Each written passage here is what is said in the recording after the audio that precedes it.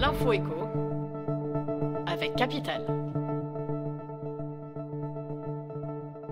On commence par la bonne nouvelle du jour. Au salon aéronautique de Dubaï, les commandes s'envolent. La 18e édition du Dubai Air Show s'est ouverte ce lundi 13 novembre. Pendant 4 jours, ce salon de l'aéronautique, qui se déroule tous les 2 ans, abritera 180 modèles d'avions et 1400 exposants, dont les géants Boeing et Airbus. L'occasion pour de nombreuses compagnies aériennes de passer commande aux constructeurs. Dès l'ouverture, Boeing a frappé fort. Le constructeur a signé un contrat de 5 milliards de dollars avec la compagnie Sun Express, détenue par les groupes Lufthansa et Turkish Airlines. Le géant américain a également conclu un deal de 52 milliards de dollars pour 95 avions avec Emirates. On enchaîne avec le chiffre du jour, plus 5%. Ce devrait être l'augmentation des tarifs des péages sur les autoroutes de Vinci l'an prochain. Cela afin de répercuter le surcoût de la future taxe sur les infrastructures de transport de longue distance prévue par le projet de loi de finances 2024, avec la perspective d'un bras de fer entre le concessionnaire autoroutier et le gouvernement, ce dernier assurant que les tarifs des péages n'augmenteront pas au-delà de l'inflation.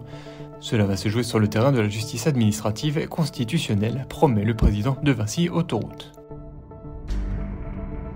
On poursuit avec les questions du jour. Cadeaux, champagne, saumon, comment les distributeurs s'y prennent-ils pour alléger votre facture à Noël? Chaque année, elle est salée, entre les repas, les cadeaux et les boissons.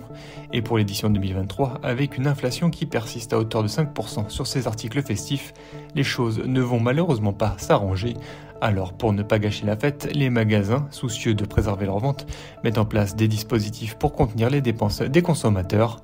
Des opérations de promotion, des facilités de paiement, des formats revus à la baisse et des marges confinées.